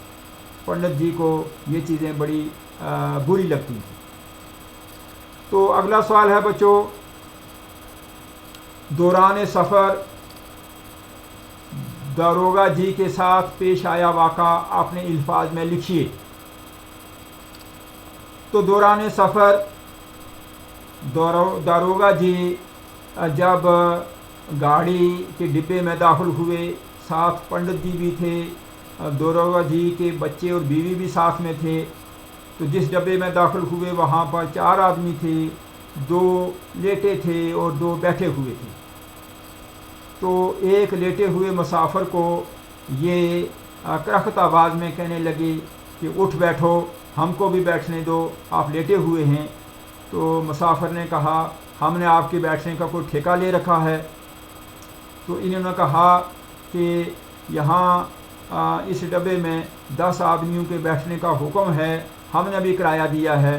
तो उसने कहा कि जिसको किराया दिया है उससे जगह मांगो, हमारे पास कोई जगह नहीं है। तो दरोगा जी को ये चीज़ें बड़ी बुरी तरह से महसूस हुई। तो मुसाफिर ने कहा कि भाई ये थाना तो नहीं है कि आप यहाँ पर रोब जमा रहे हैं। तो उसने कहा कि आप मुझको कैसे जानते हैं? तो मुसाफिर ने कहा कि आपने मुझ पर खुफिया फ़रोशी का इल्ज़ाम लगाकर मुझसे 25 रुपये रिश्वत खाई थी। तो दरोगा जी अब उस मुसाफिर को देखकर गौर से देखकर पहचानते हैं और कहते हैं कि मैंने उस वक़्त आपके साथ रियायत की थी, अगर रियायत ना की होती तो चालान पेश करता और तुझे सज़ा हो जानी थी। तो मुसाफिर ने कहा मैंने भी इस वक्त रियायत की है, अगर मैंने भी तेरे साथ नरमी ना की होती तो मैं तुझको धकेल कर गाड़ी से नीचे कर देता। तो ये जो है फिर दूसरा मुसाफिर जो है लेटे लेटे कहने लगा कि आप मुझे क्यों नहीं कहते कि सीट दे दो। तो इन्होंने ज़रा नरमी से कहा कि तुम ही सीट दे दो। तो उसने कहा कि अगर तुम नीचे बैठ जाओ तो कौन सा तेरे रोब में फ़र्क पड़ जाएगा, इधर को थाना थोड़ा ही है। तो उसने कहा तुझको मेरे साथ क्या दुश्मनी है? उसने कहा मुझे तेरे साथ कोई दुश्मनी नहीं है, बल्कि तू ही तो है जिसने इसी मेले में मुझको डंडे मारे हैं। तो उसने कहा कि मैं उस वक़्त तेरे साथ और भी कुछ कांस्टेबल थे, तो मैं अपने आप को ज़ब्त कर लिया, दरगुज़र कर ली। तो आज मुझको भी मौका मिला है कि मैं भी अपना बदला लूँ। तो उसने कहा कि अब खामोश होकर बैठ जा, वरना अगर मेरे सर पर शैतान सवार हो गया तो मैं तुझे बंदा बना दूँगा। तो इस सारी कैफियत को देखकर पंडित जी जो थे उन्होंने दारोगा को समझाया कि खामोश हो जा, इसी में हमारी खैरियत है। तो ये वाक़ा जो था सफ़र का, ये है दारोगा के साथ। तो अगला सवाल है बच्चों, कृपा शंकर ने पंडित जी, दारोगा जी और मुंशी जी के साथ क्या सलूक किया?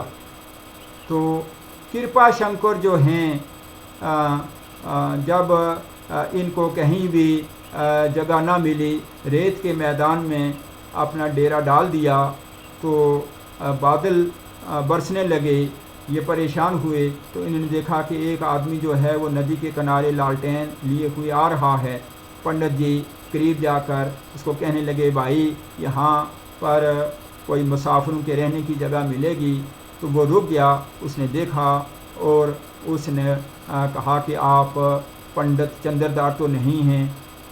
उसने पहचान लिया। उसने कहा आप कैसे मुझको जानते हैं? तो कृपा शंकर ने कहा कि मैं आपका शागिर्द रहा हूँ। मैं बलहौर में आपके पास पढ़ता था। मेरे वालिद डाक खाने में मुलाज़म थे, तो कुछ दिन में वहाँ रहा हूँ, इसलिए मैंने आपको पहचान लिया। और कृपा शंकर ने पंडित जी के पाँव उनके पैर छुए और उनको खुशी खुशी अपने घर साथ ले आया और आकर बड़ी खिदमत की, उनको खाना खिलाया और उनको रहने के लिए अच्छे बिस्तर करके दिए और 3 दिन तक उनकी खिदमत की और खूब मेहमान नवाजी और अच्छे सलूक से उनके पेश आए। तो बच्चों ये था चौथा सवाल। तो 5वां सवाल है, पंडित चंद्रदार को अपने पेशे की अजमत का एहसास किस तरह हुआ? तो पंडित चंद्रदार ने ये सफ़र के सारे वाक़ात को देखा कि किस तरह मुंशी बैजनाथ के साथ चोखेलाल पेश आया और फिर किस तरह ये जो हैं हमारे ठाकर अतिबाल सिंह दारोगा जी, इनके साथ गाड़ी के अंदर क्या हशर हुआ। तो ये सब चीज़ें उन्होंने देखी और फिर अपनी तरफ देखा कि मेरा एक शागिर्द जो कृपा शंकर था, मुश्किल वक्त के अंदर उससे मुलाकात हुई तो उसने किस तरह हमारी खिदमत की, कितनी शराफत से हमारे पेश आया। तो इस तरह से उनको अपने इस पेशे की और अपने इस महकमा की कदर का एहसास हुआ कि ये कितना मुक़द्दस पेशा है, मुदर्रिस होना और लोगों को अच्छी तालीम देना। तो इस तरह से उनको अपने इस पेशे की कदर व कीमत का एहसास हुआ। तो सवाल नंबर अगला जो है, छठा सवाल है, इस अफसाने का नाम इबरत क्यों रखा गया है? इस अफसाने का नाम इबरत इसलिए रखा गया है कि जो लोग दुनिया में रहकर जैसे काम करते हैं वैसा ही उनको सिला मिलता है। जिस तरह से दारोगा जी रिश्वत खाते हैं तो लोगों के दिलों में उनके लिए नफ़रत है। जिस तरह गाड़ी के अंदर मुसाफिरों ने भी उनसे अपना बदला लेना चाहा और फिर इसी तरह सियाह नवीस जो हैं, अकाउंट क्लर्क जो हैं मुंशी बैजनाथ जी, वो भी लगान वसूल करते हुए लोगों से कुछ रिश्वत ले लिया करते थे। जिस तरह से चोखेलाल ने कहा कि मैं जब भी इनके पास लगान देने के लिए जाता हूँ तो ये मुझसे कुछ पैसे ले लेते हैं।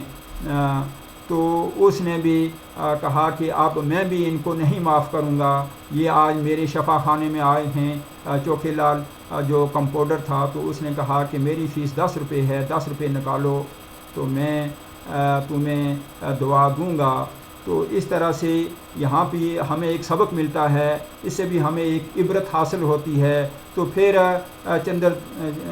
पंडित चंद्रदार जो थे ये उस्ताद थे, इन्होंने अपने फ़राइज़ जो हैं बड़ी ईमानदारी से निभाए और अच्छी तरह से लोगों की खिदमत की।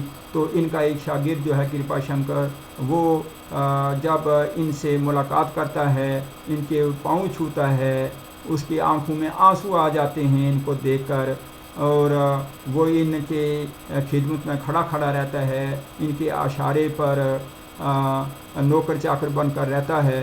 तो इस तरह से हमें ये इबरत हासिल हुई कि अच्छे काम करने का सिला अच्छा होता है और बुरे काम करने का सिला जो होता है वो बुराई से मिलता है। तो इसीलिए इसका नाम इबरत रखा गया है। तो आगे है बच्चों, दर्जा झैल इक़्तिबास पढ़ कर सवालात के जवाबात लिखिए। तो ये है एक इक़्तिबास का एक पैरा है।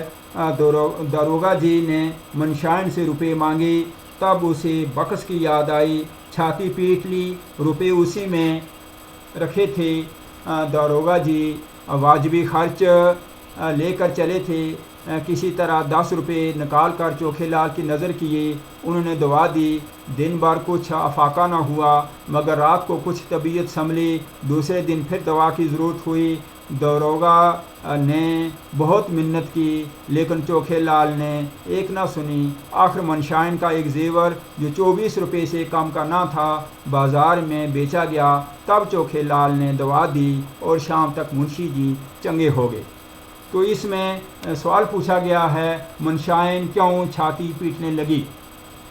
तो मनशाइन इसलिए छाती पीटने लगी कि जब उसे दरोगा जी ने 10 रुपये चोखे लाल को देने के लिए कहा, उससे मांगे, तो उसने कहा मैंने रुपए पैसे जो थे वो तो ट्रंक में रखे थे, जो जल्दी में अपना सामान उतारते हुए वो ट्रंक गाड़ी में ही रह गया और उसको ना उतार सकी।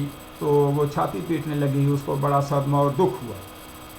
तो सवाल नंबर 2 है, मनशाइन का जेवर क्यों बेचा गया? तो अब मनशाइन के पैसे ना थे। ठाकर अकीबाल सिंह के पास भी वाजबी खर्चा ही था, जो जायज़ खर्चा था, उनके पास भी ज़्यादा रकम ना थी। इसी तरह मुंशी बैजनाथ के पैसे वो ट्रंक में रह गए थे। तो फिर क्या हुआ कि मनशाइन का एक जेवर जो था वो सस्ते दामों, जो कम से कम 24 रुपये का था, लेकिन सस्ते दामों बाज़ार बेच कर जो है वो चोखे लाल को 10 रुपये देते हैं और दवाई ख़रीद कर लाते हैं। तो ये अगला जो है सवाल, ऊपर दी हुई इबारत में ये अल्फाज मुज़क्कर इस्तेमाल हुए हैं या मोनस? तो इस पैरे में ये कुछ चंद अल्फाज इस्तेमाल हुए हैं, जैसे याद, नज़र, दुआ और मिन्नत। तो ये याद, नज़र, दुआ और मिन्नत जो हैं, जब इन अल्फाज को इस पैरे में आप पढ़ेंगे तो ये चारों अल्फाज जो हैं ये मोनस इस्तेमाल हुए हैं। आप इस पैरे को पढ़कर भी इन अल्फाज को देख सकते हैं कि इनका जो इस्तेमाल हुआ है ये चारों के चारों मोनस के बतौर इस्तेमाल हुआ है। तो अगला जो है, इक़्तिबास में मौजूद दर्ज झैल मुहावरों के माना लिखिए।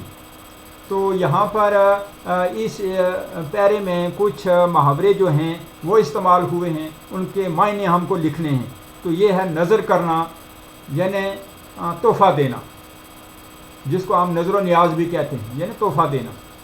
एक ना सुनना, कोई बात ना मानी, यानी इन्होंने चोखे लाल की बहुत मिन्नत समाजत की, लेकिन उसने कोई बात ना मानी। उसने कहा था ना कि मुझको 10 रुपये फ़ीस चाहिए, तो फिर वो 10 रुपये जो है वो नज़र की, यानी उसको वो तोहफ़ा दिया, तब उसने वो दवा दी। फिर है छाती पीटना। तो छाती पीटना होता है अपने दुख दर्द को बयान करना, क्योंकि मेरा ट्रंक जो था वो मैं भूल गई, जिसमें रुपए थे वो गाड़ी में रह गया था। तो उसने अपनी छाती पीट ली कि हाय मेरे साथ क्या सदमा हुआ है ना। तो ये है छाती पीटने के मानी, यानी दुख और दर्द को बयान करना। फिर अफाका होना। अफाका होना मायने थोड़ा आराम हो जाना, थोड़े ठीक हो जाना, यानी मुंशी जी जो बीमार थे दवाई खाकर उनको अफाका हुआ, यानी वो ठीक हो गए। तो इस तरह से अगला सवाल है, ऊपर दी हुई इबारत का महासल अपने अल्फाज में लिखिए। तो अब ये जो ऊपर इक़्तिबास दिया गया है, जो पैरा दिया गया है, तो इसका खुलासा जो है वो अपने लफ्ज़ों में लिखना है। तो अपने लफ्ज़ों में इस तरह से लिखना है कि ये पैरा जो है ये अफसाना इबरत में से लिया गया है, जो मुंशी प्रेमचंद का लिखा हुआ है। तो मनशाइन से दारोगा जी रुपए मांगते हैं, तो तब उसको बक्स की याद आई कि ओहो बक्स तो मैं गाड़ी में ही भूल गई, उसमें रुपए रखे हुए थे। वो अपना दुख दर्द बयान करने लगी, यानी छाती पीटने लगी। दारोगा जी के पास भी जायज़ मुनासिब खर्चा ही था, कोई जायज़ खर्चा वो ना लेकर आए थे, वाजिबी खर्चा था। तो किसी तरह से उन्होंने अपने उस खर्चे में से बच बचा कर 10 रुपये का नोट जो है वो चोखे लाल को दिया और उससे मुंशी बैजनाथ के लिए दवाई खरीदी। और दिन भर तकलीफ़ ही रखी, लेकिन रात को कुछ उससे जो है वो फ़र्क पड़ गया, कुछ फ़र्क पड़ गया। तो दूसरे दिन फिर दवा की ज़रूरत पड़ी। तो दरोगा ने चोखेलाल की बहुत मिन्नत समाजत की कि हमारे पास जो है ख़र्चा कम है, तो आप हमको ये अस्पताल जो है ये सरकारी है, शफाखाना सरकारी है, इसमें से दवाई जो है वो मुफ्त में भी मिलती है, आप दे दें। तो उसने एक भी इनकी बात ना मानी। तो आखिरकार फिर ये हुआ कि मनशाइन ने अपना एक जेवर जो था, जो 24 रुपये से कम का ना था, वो बाज़ार में सस्ते दामों बेच कर वहाँ से नकद रुपए लिए, और उनमें से 10 रुपये जो थे वो चोखेलाल को देकर उन्होंने दूसरे दिन के लिए दवा खरीदी। तो वो दवा खाकर जो थे चोखेलाल जी, उनकी सेहत जो थी वो दूसरे दिन वो ठीक हो गई। तो ये है इस पैरे का खुलासा। तो बच्चों, अगला सवाल जो है वो है इबरत अफसाना पढ़ने के दौरान आपको किस मौका पर दुख महसूस हुआ? नंबर 1। नंबर 2, हमदर्दी पैदा हो गई। तो नंबर 3, हंसी आ गई। तो ये 3 मौके हैं। एक पर दुख महसूस होता है, एक जगह हमदर्दी होती है, और एक जगह हंसी आती है। तो दुख महसूस होता है कि पंडित जी हमेशा अपनी शिकायत करते हैं कि मैं मदरस हूँ, मैं उस्ताद हूँ, मेरी आमदनी कम है, मेरा रहना सहना उतना अच्छा नहीं है, खाने पीने के लिए अच्छी ग़िज़ा जो है वो नहीं मैसर, अच्छा लिबास मैसर नहीं है, आमदनी का पता ही नहीं चलता है। तो मेरे पड़ोस में 2 आदमी हैं, जो एक दरोगा है महकमा पुलिस का हेड कांस्टेबल ठाकर अतिपाल सिंह है, और दूसरा जो है मुंशी बैजनाथ सियाह नवीस है, यानी अकाउंट क्लर्क है। तो उनके पास आमदनी से अलावा भी कुछ पैसे आ जाते हैं रिश्वतखोरी के। तो उनके पास नौकर चाकर हैं, घर के सभी साजो सामान हैं, घर में खाने पीने का अच्छा इंतज़ाम है, और समाज में भी उनका इज़्ज़त और एहतराम है। तो उनकी बानिस्बत वो कुड़ते हैं कि मैं कुछ भी नहीं हूँ, मैं अपने इस महकमे पर बहुत तंग हूँ, नाराज़ हूँ। तो इसलिए ये पढ़कर दुख हुआ कि ये जो मदरसी का पेशा है ये एक मुक़द्दस पेशा है, इसलिए ये दुख हुआ कि उन्होंने ये शिकायत क्यों की। तो नंबर 2 जो है हमदर्दी पैदा हो गई। हमदर्दी वहाँ पैदा होती है जब मुंशी बैजनाथ जो हैं गाड़ी के अंदर वो हर स्टेशन पर शराब पी लेते हैं। तो ज़्यादा पीने से उनका मैदा जो है वो ख़राब हो गया, उनको दस्त और उल्टियाँ और पेट की मरोड़ शुरू हो जाती है, और फिर बीच रास्ते में उनको उतरना पड़ता है। और फिर मनशाइन उनकी बीवी जो है मुश्किल से सामान उतारती है, तो जल्दी में वो ट्रंक भी गाड़ी के अंदर ही भूल जाती है, और मुंशी बैजनाथ जो हैं वो स्टेशन पर लेट जाते हैं, और मनशाइन बेकस होकर रह जाती है, और वो परेशान और रोने लगती है, और फिर उससे रुपए मांगेंगे कि आप दवाई फ्री में नहीं मिल रही है, मुफ्त में नहीं मिल रही है। तो उसको अपने बख्श की याद आई जो गाड़ी में रह गया था, वो छाती पीटने लगी, रोने लगी। तो इस तरह से यहाँ पर हमें अफसाना पढ़ते हुए वो मनशाइन की हालत ज़ार को देखकर हमें हमदर्दी पैदा होती है। तो आगे एक जगह फिर पूछा गया कि हंसी आ गई।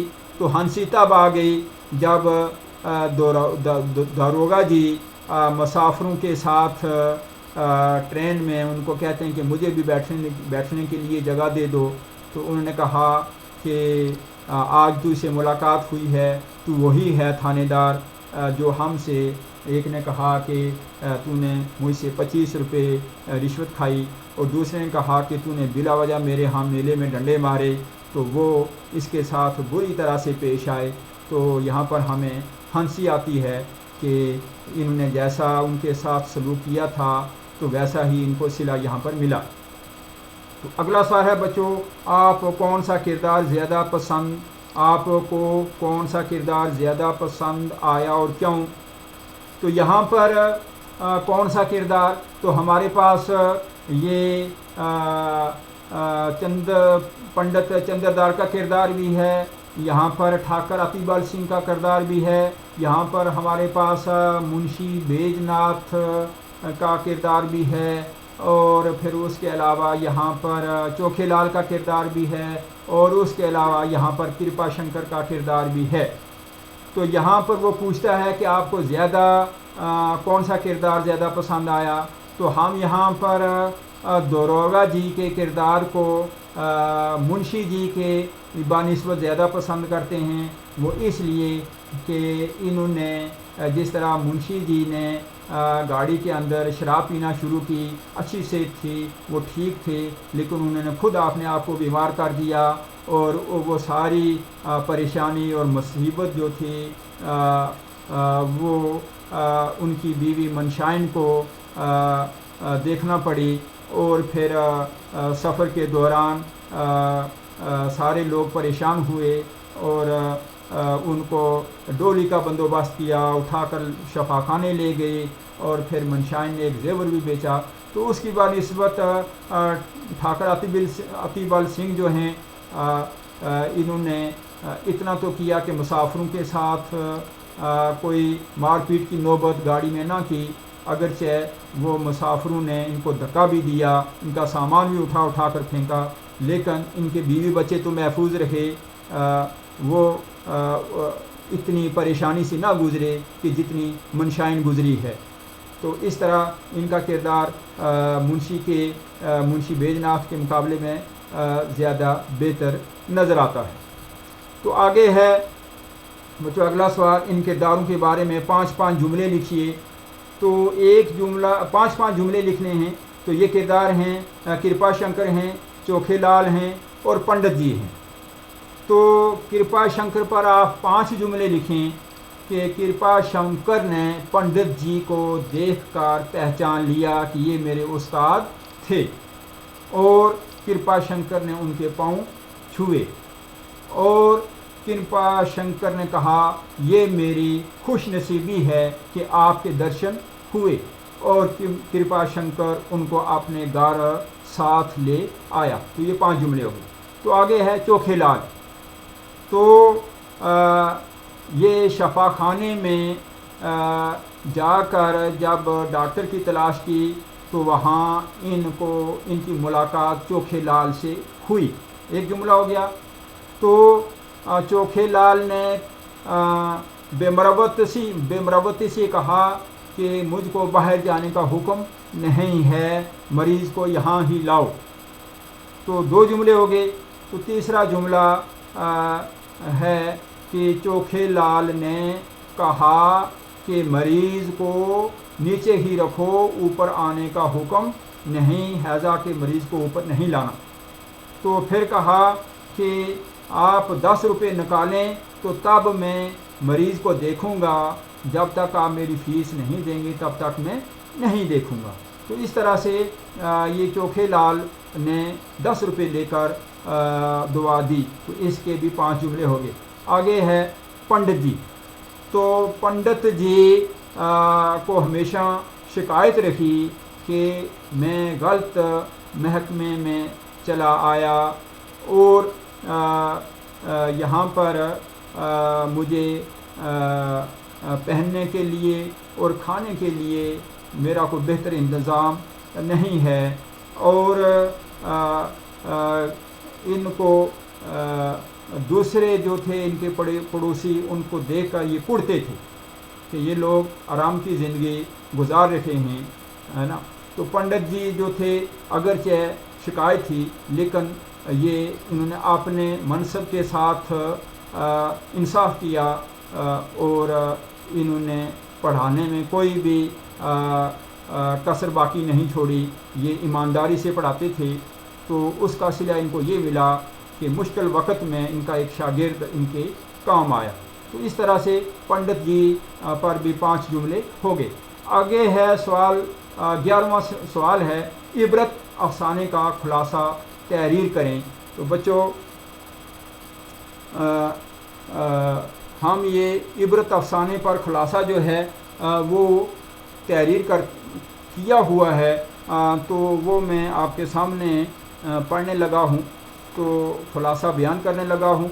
तो इसी तरह से आपने भी इस कहानी को पढ़कर अपने लफ्ज़ों में कहानी का खुलासा लिखना है, जिससे आपको खातर ख्वाह फ़ायदा भी होगा।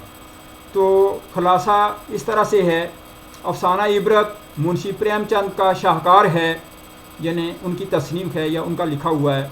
पंडित चंद्रदार अपर प्राइमरी मदरसे में बहैसियत मुदर्रिस हैं। उनकी तनख्वाह 15 रुपये है, जो उनके लिए नाकाफ़ी है। इस आमदनी का कुछ पता नहीं लगता कब आई और कब ख़त्म हुई, इसलिए उनको इस महकमा से शिकायत रही कि किसी दूसरे महकमा में होते तो ज़िंदगी के 4 दिन आराम से कटते। यहाँ ना खाने का सुख और ना पहनने का आराम है। इनके पड़ोस में भी 2 आदमी रहते हैं, एक ठाकर अतीबाल सिंह हेड कांस्टेबल दारोगा महकमा पुलिस और दूसरे मुंशी बैजनाथ स्याह नवीस अकाउंट क्लर्क। दोनों बड़े आराम की ज़िंदगी बसर करते हैं। अगरचे उन दोनों की तनख्वाह पंडित जी से कम ही है, लेकिन दोनों के पास लोगों का मजमा लगा रहता है। घर पर हर तरह के साजो सामान फर्नीचर वगैरह भी है और नौकर चाकर भी हैं। कचहरी यानी अदालत से आते वक्त अपने बच्चों के लिए किस्म किस्म की मिठाइयाँ लाते हैं। बाज़ार से सौदा सलफ भी सस्ते दामों ले आते हैं। बाज़ार के लोग उनको देखते ही एहतराम में खड़े हो जाते हैं और महल्ले में भी उनको इज़्ज़त की निगाह से देखा जाता है। दूसरी तरफ पंडित जी अंदर ही अंदर उनको देखकर कुड़ते रहते हैं कि ये लोग कितनी ठाठ बाट से ज़िंदगी गुजार रहे हैं और एक हम हैं कि कोई पूछता ही नहीं, जबकि इल्म और लियाकत के एतबार से पंडित जी का कोई मुकाबला ही नहीं। ये दोनों उनके सामने कोई हैसियत नहीं रखते। फिर भी ये लोग कभी कभार पड़ोस का हक अदा करने के लिए पंडित जी के घर दूध आद सेर और तरकारियाँ भेज देते हैं, लेकिन उसके इवज़ में भी पंडित जी को ठाकर और मुंशी के लड़कों को पढ़ाना पड़ता है और उनकी निगरानी भी करनी पड़ती है, जैसे पंडित जी ज़र खरीद गुलाम हैं। इसके बावजूद पंडित जी ने हमेशा अपने फ़राइज़ मनसबी में कभी कोताही नहीं बरती। दिलो जान से मदरसा के बच्चों को पढ़ाते और बच्चे भी उनकी बहुत कदर करते। महकमा के ऑफिसर भी उनसे खुश रहते, लेकिन महकमा में तरक्की यानी प्रमोशन के मौके मुकद्दर की बात होती, यानी ओसर की खेती के मुतरादिफ। कस्बे के लोग भी उनसे खुश थे कि पंडित जी मेहनत से पढ़ाते हैं और इसी चीज़ को गनीमत समझते कि इसी बहाने कौम की खिदमत हो रही है। एक दिन सावन के महीने में ठाकर अतीबल सिंह और मुंशी बैजनाथ ने मशवरा किया कि माँ अहल अयाल अजूदिया की यात्रा के लिए चलना चाहिए। पंडित जी को भी मजबूर किया। वो शक व शुबा में थे कि जाएं या ना जाएं। इन दोनों ने उनके सफ़र खर्चा का जुम्मा भी उठा लिया, तब इनकार ना कर सके। बलहोर से 1 बजे रात को गाड़ी छूटती है। आसमान पर बादल छाए हुए थे। ये लोग सरे शाम को ही स्टेशन पर आ गए। यहाँ आज मेले के सबब बहुत भीड़ थी।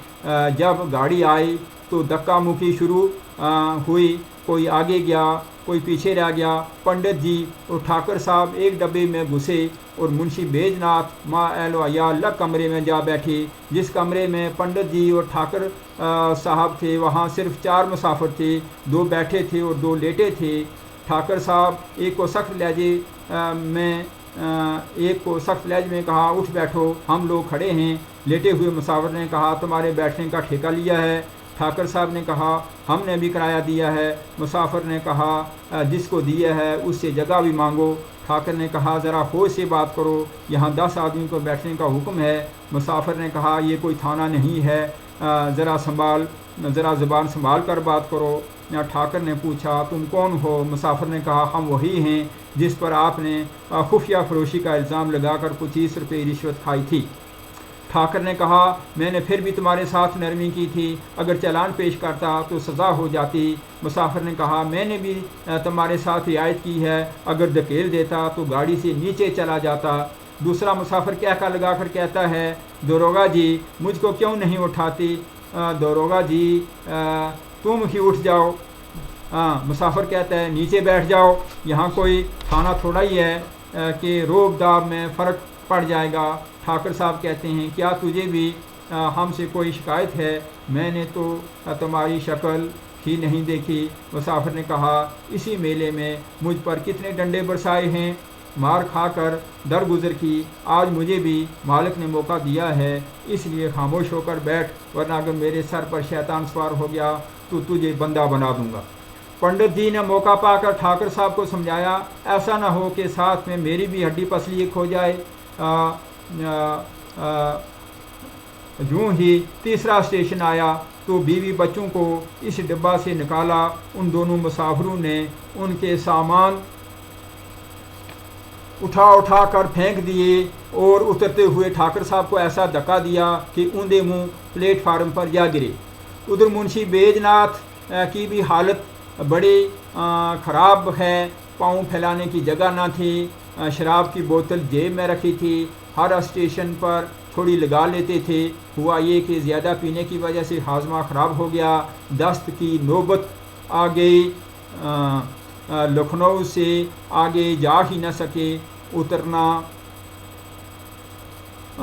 पड़ा। बीवी घबरा गई, सामान खींच खांच कर उतारा, जल्दी में ट्रंक उतारना भूल गई। ठाकर साहब ने जब ये मंजर देखा तो उनको उतरना पड़ा। मुंशी बैजनाथ प्लेटफार्म पर लेट गए। बुखार, पेट मरोड़, दस्त और कैसे हालत ख़राब हो गई। स्टेशन मास्टर समझा कि हैज़ा हो गया है, हुक्म दिया मरीज़ को यहाँ से बाहर ले जाओ। आखिरकार एक दरख्त के नीचे लाकर रखा। मुंशाइन बैजनाथ की बीवी रोने लगी। वहाँ एक शफा खाना था, डॉक्टर की जगह एक कंपाउंडर मिला। मालूम हुआ कि वो भी बलहोर का रहने वाला है और उनका नाम चोखेलाल है। दरोगा जी ने चोखेलाल को सारी कैफियत सुनाई और कहा कि आप चलकर देख लीजिए। चोखेलाल बेमरवती से बोले, बाहर जाने का हुक्म नहीं है। ठाकर साहब ने दौड़ धूप करके एक डोली का इंतज़ाम किया। ठाकर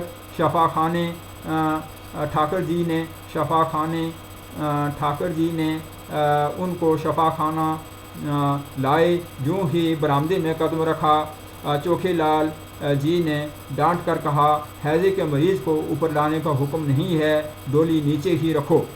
मुंशी बैजनाथ होश में थे, आवाज़ सुनी तो पहचान गए। कहा, चोखेलाल जी मुझे नहीं पहचानते, मेरी जान निकल रही है, मुझे देखिए। चोखेलाल जी बोले, मेरा काम देखना ही है, आप फीस निकालें। दारोगा जी गुस्से से बोले, यहाँ शफा खाने में कैसी फ़ीस? चोखेलाल जी बोले, वैसी ही जैसी ये साहब ज़मीन का लगान वसूल करते वक्त मुझसे डांट कर लिया करते थे। आज मेरी बारी है, 10 रुपये निकालो वरना आप नीरा संभालो। दारोगा जी ने मुंशाइन से रुपए मांगे, वो रोने धोने लगे। रुपए तो ट्रंक में रखे थे। अब दरोगा ने किसी तरह 10 रुपये निकाल कर चोखेलाल की नज़र किए। उन्होंने दवा दी। रात तक कुछ अफाका हुआ। दूसरे दिन फिर दवा की ज़रूरत हुई। आखिरकार मुंशाइन ने एक जेवर सस्ते दामों बाजार बेचकर 10 का नोट चोखेलाल को दिया। तब उसने दवा दी। शाम तक मुंशी जी ठीक हो गए। अजूदिया पहुंचकर क़यामगाह की तलाश करने लगे। कोई जगह न मिली। सारी बस्ती छान डाली, बल्कि किसी दरख्त के नीचे भी जगह न मिली। लोगों की बहुत भीड़ थी। आखिरकार रेत के मैदान में डेरा डाला। इतने में मूसलाधार बारिश बरसने लगी, बिजली कूदने लगी, बादल गरजने लगे, बच्चे रोने लगे, औरतें डर के मारे कांपने लगी और यहाँ आने पर पछताने लगे। इतने में एक आदमी को नदी किनारे लालटेन लिए आते हुए देखा। पंडित जी उसके पास जाकर कहने लगे, भाई साहब मुसाफिरों के ठहरने की जगह मिलेगी? वो आदमी रुक गया। उसने गौर से देखकर पूछा, आप पंडित चंद्रदार तो नहीं हैं? पंडित जी खुश होकर बोले, जी हाँ, पर आप कैसे जानते हैं? उसने कहा, मेरा नाम कृपा शंकर है, मैं यहाँ म्यूनसिपैलिटी का मुलाजिम हूँ और आपका शागिर्द रहा हूँ। मेरे वालिद डाकखाना में मुलाजिम थे, वो कुछ दिनों बलहोर में रहे, तब मैं आपकी खिदमत में था। तब पंडित जी को याद आया। उसने अदब से पंडित जी के पैर छुए और कहा, बड़ी खुश नसीबी है कि आपके दर्शन हुए। उसने बाल बच्चों के साथ होने का पूछा।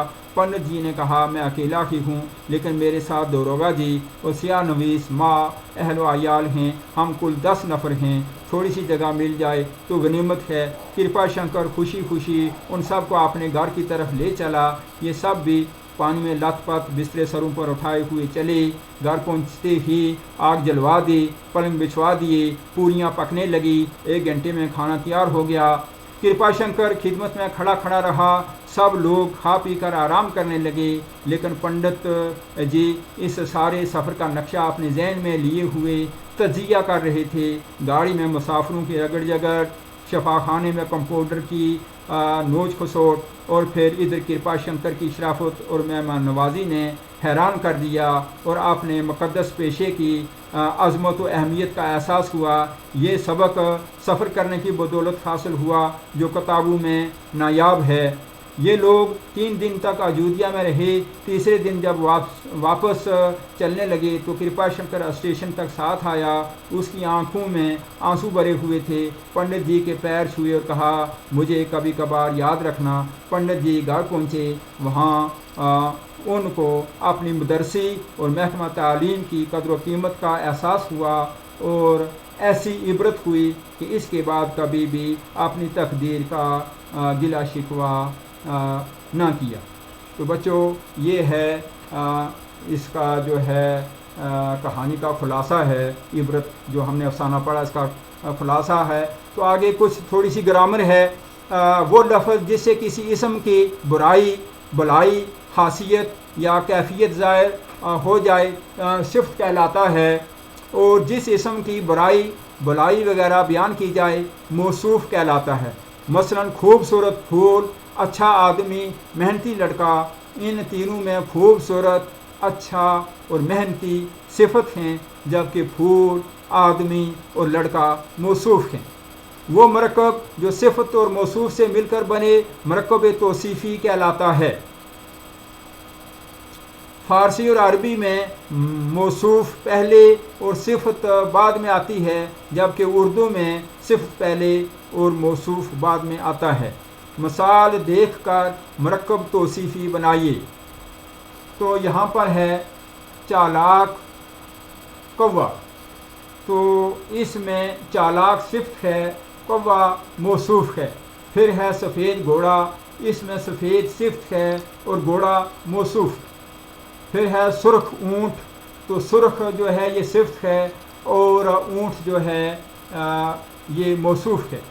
फिर है ऊंचा दरख्त, ऊंचा सिफत है और दरख्त मौसूफ़।